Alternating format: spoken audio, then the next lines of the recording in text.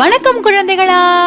இன்னைக்கு நாம கேட்க போற கதையிலிருந்து மிகப்பெரிய ஒரு அனுபவ பாடத்தை தெரிஞ்சுக்க போறோம்.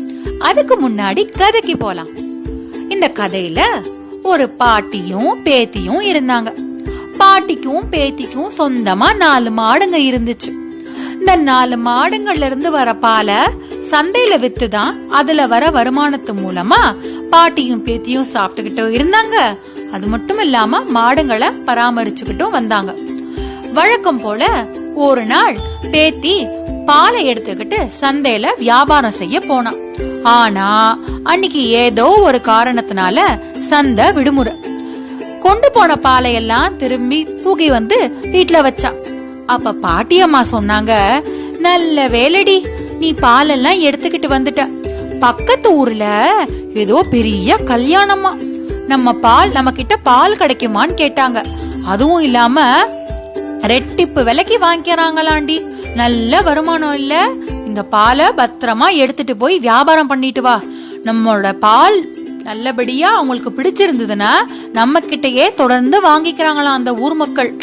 நமக்கு வந்த வாழ்க்கைய பத்தியா எனக்கு ரொம்ப சந்தோஷமா இருக்குடி. நமக்கு சீக்கிரமே விடிமோட்சம் கிடைக்க போகுது. போய் வியாபாரம் பண்ணிட்டு வந்துடி கண்ணு அப்படின்னு அந்த பாட்டியம்மா சொன்னாங்களாம்.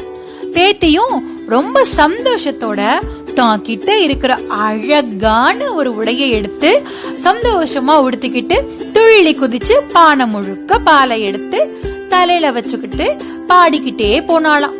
போறதுக்கு முன்னாடி பாட்டி சொன்னாங்களா, ஏய், எதையாவது கற்பனை பண்ணிக்கிட்டு பராக பார்த்துக்கிட்டே போயிடாத. பாலை ஜாக்கிரதையா போய் வித்துட்டு காசை வாங்கிக்கிட்டு வா. கல்யாண சாப்பாடு சாப்பிட்டீன்னா பாட்டிக்கும் கொஞ்சம் பலகாரம் எடுத்துக்கிட்டு வாடி அப்படி சொன்னாங்களாம். பேத்திக்கு இன்னும் சந்தோஷமா, ஐ, இன்னைக்கு நம்ம கல்யாண சாப்பாடு சாப்பிட போறோம், ஜாலி, எல்லாம் சுவையான விருந்தா இருக்கும்ல அப்படின்னு சந்தோஷமா பாடிக்கிட்டே போறாளாம்.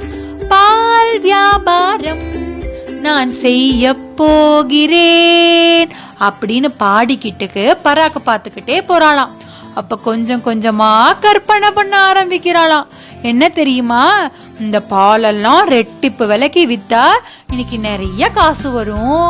இன்னைக்கு சாப்பாடு செலவும் கிடையாது. அதுல இருந்து காசை சேர்த்து வச்சிடுவோம். இந்த பால் நமக்கு கண்டிப்பா ஊர் மக்களுக்கு பிடிக்கும். இதே ரெட்டிப்பு விலையில வித்தோம்னா இன்னும் 2 மாடு வாங்கலாம், இன்னும் பால் வியாபாரம் பண்ணலாம். இந்த பால் வியாபாரத்து மூலமா பெரிய பால் பண்ணையே வைக்கலாம். பால் பண்ணையில வைக்கிறது மூலமா வர வருமானத்துல இருந்து பெரிய வீடு கட்டலாம், நிறைய துணிமணிகள் வாங்கலாம், நிறைய வேலைக்கு ஆள் போட்டுக்கலாம். நான் தான் அந்த வீட்டுக்கு ராணியா மாறுவேன். பாட்டிய சௌகரியமா வச்சுக்கலாம். அடே அடே, என்னமா இனிக்குதுல நினைச்சு கற்பனை பண்ணிக்கிட்டே போனாளா. அப்ப போற வழியில கல் இருக்கிறத கவனிக்காம கால் தடுக்கி கீழே விழுந்து பானை உடைஞ்சு பாலெல்லாம் கொட்டி கை கால்ல அடிபட்டு ஓன்னு அழுதாலாம். பாவம் இல்ல, அழுதுகிட்டே வீட்டுக்கு போனாலாம். பாட்டி அப்படின்னு. பாட்டி, நான் அப்பவே சொன்னேன் கேட்டியா, பராக்கு பார்த்துக்கிட்டு போகாத, கற்பனை பண்ணாத, ஒழுங்கா பாலை வியாபாரம் பண்ணிட்டு வான்னு.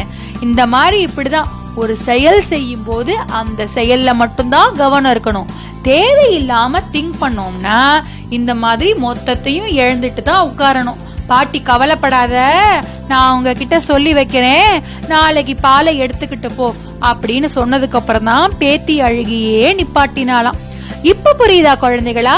நாம ஒரு செயல்ல ஈடுபட்டா நம்முடைய முழு கவனமும் அந்த செயல்ல மட்டும்தான் இருக்கணும்.